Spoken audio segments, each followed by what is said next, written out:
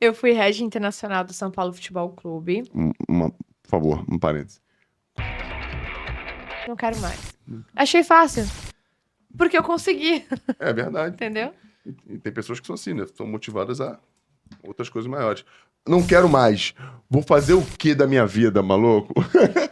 Já estava no Brasil já? Não. Não, tava lá Isso em era o quê? 2018, ano de Copa? 18, a Copa, porque ela foi pra Copa como comentarista, né, do canal. Exato. Eu fui, a Copa da Rússia, bom, eu comecei, fiz toda a pré, né, Copa pela TV, e aí eu fui pra lá trabalhando e fui pra curtir também. A Copa da Rússia foi sensacional. Então, assim, foi muito legal. Os amigos meus falaram. Foi incrível aquela Copa. Foi incrível. E aí, depois, esse jogo foi ali no meio do ano, acho que foi agosto, se não me engano. Foi antes de iniciar a temporada. É, E aí, o que eu queria? O que veio na minha cabeça? É sério mesmo. Eu falei assim, o que é difícil? Eu não tenho mulher, nunca vi uma mulher agente. Me coloquei na cabeça que eu queria ser agente de futebol. Tentou? Tentei. O maior agente da Suécia, que hoje é um grande amigo meu, o cara que literalmente é o número 1, me chamou para trabalhar com ele várias vezes. É um cara que apostou mesmo em mim. Mas aí eu tive alguns amigos jogadores que falaram, cara, não vai para esse meio. Não vai, o seu jeito e tal. Vai pra parte de clube e tal. E eu fui influenciada por amigos jogadores. E daí, o que eu fiz? Ali, na hora que eu, né, queria tanto, mas, tipo, não fui, foi quando eu pensei, quer saber, então, nunca vi mulher diretora.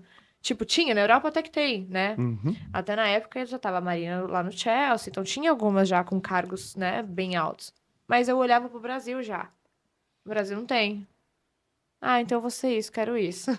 Então era tipo caçar, o que é difícil, o que não tem, onde eu não tô vendo mulher. É ali, eu vou tentar.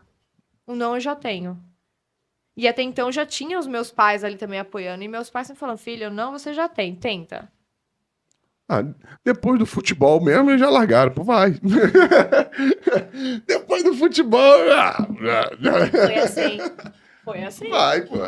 Mas que bom. Que bom que você foi imperativa naquele momento, que tu tá aqui hoje, né? Pô, beleza. Qual foi o primeiro cargo de dirigente? Foi lá ou foi aqui? Foi aqui. Foi aqui? Então conta pra galera qual foi o seu cargo e onde foi. Eu sei. Eu fui head internacional do São Paulo Futebol Clube. Por favor, um parênteses. Conta pra galera o que é head. Como se, é diretoria. Diretoria. Head Sim. é membro da diretoria. No caso, só era eu. Não, você é membro da diretoria, mas desse segmento, da parte Exatamente. internacional. Exatamente. E o que você fazia? O que o head internacional do São Paulo fazia? Uma das ideias era a aproximação do clube com entidades e com tudo que poderia estar agregando tecnicamente e institucionalmente para o clube. Então, por exemplo, estreitar relacionamento com o Conmebol, estreitar relacionamento na CBF, estreitar na federação, estreitar, vamos lá, com outras entidades como até a FIFA, obviamente, num quesito mais internacional, também pelo meu perfil.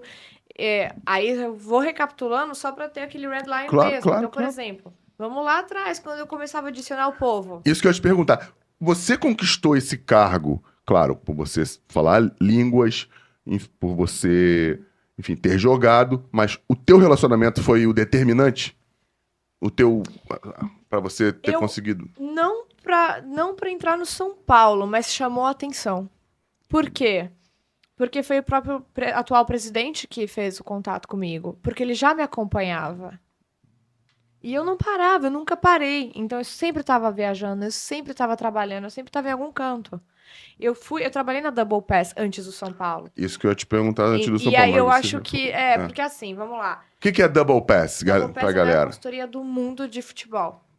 Maior consultoria do mundo de futebol. É. Ela é radicada em que país? Bélgica. Na Bélgica? Sim.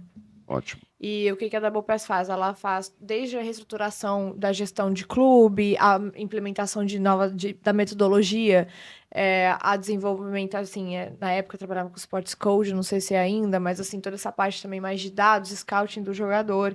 Então, quando eu entrei na Double Pass, eles me convidaram para fazer parte do projeto do Almeria, assim que o Sheikh Turk da Arábia Saudita tinha comprado o clube. Sim. E aí que eu falo, eu trabalhei num caldeirão maravilhoso ali. Por quê?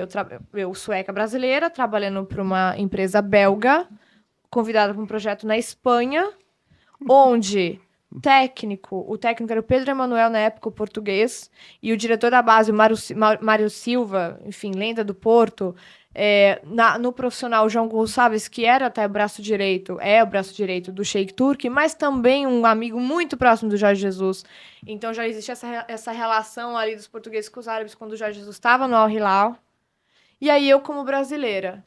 Detalhe, todo mundo, os demais da gestão, CEO, diretor administrativo, que o Sheik colocou para trabalhar, eram os egípcios que trabalhavam no Pirâmides do Egito, Cara, quando Alberto Valentim trabalhava falou lá. umas 10 nacionalidades aí, por baixo. Não, detalhe, o Caldeirão. É isso aí. Então, foi aquilo que eu digo assim, até hoje, aquilo me preparou para eu estar onde eu tô hoje e para os próximos passos. Cara, não, muito, muito maneiro. E o que você fazia lá? Eu era assistente executiva do projeto da reestruturação da gestão do clube. Reestruturação geral. Ele foi comprado pelo Sheik, e o Sheik contratou a Double Pass para reformular. A subir para a Liga. A subir A para a Liga. voltar. E foi que ano isso? Isso foi em 2019. Foi o ano que o ano seguinte compraram o menino do Flamengo, pô. Que tá lá na Almeria, pô.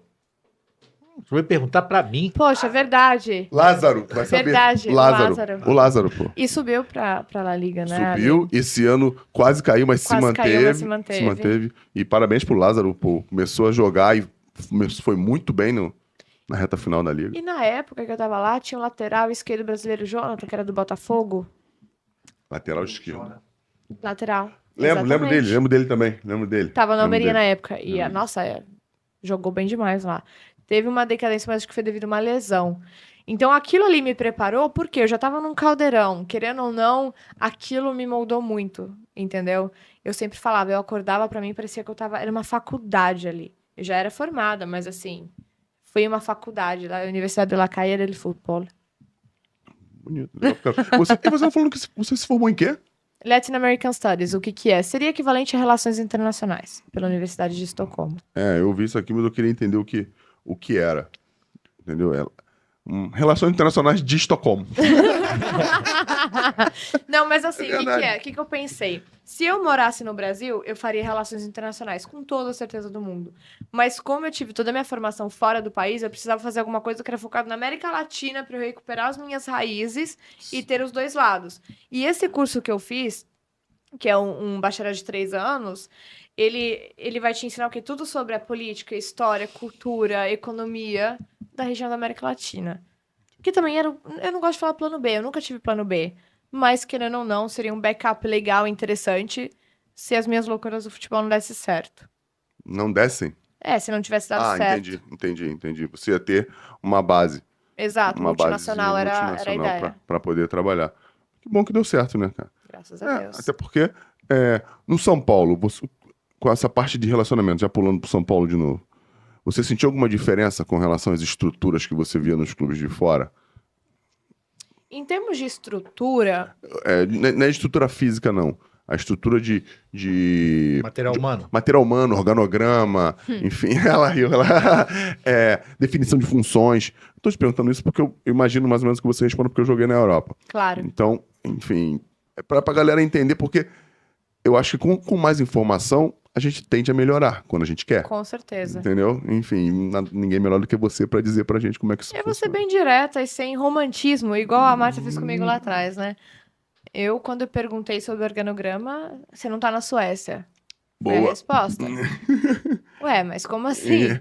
A quem eu tenho Eu queria entender, a quem eu respondo? Quem eu respondo isso? Um dia era um dia era outro.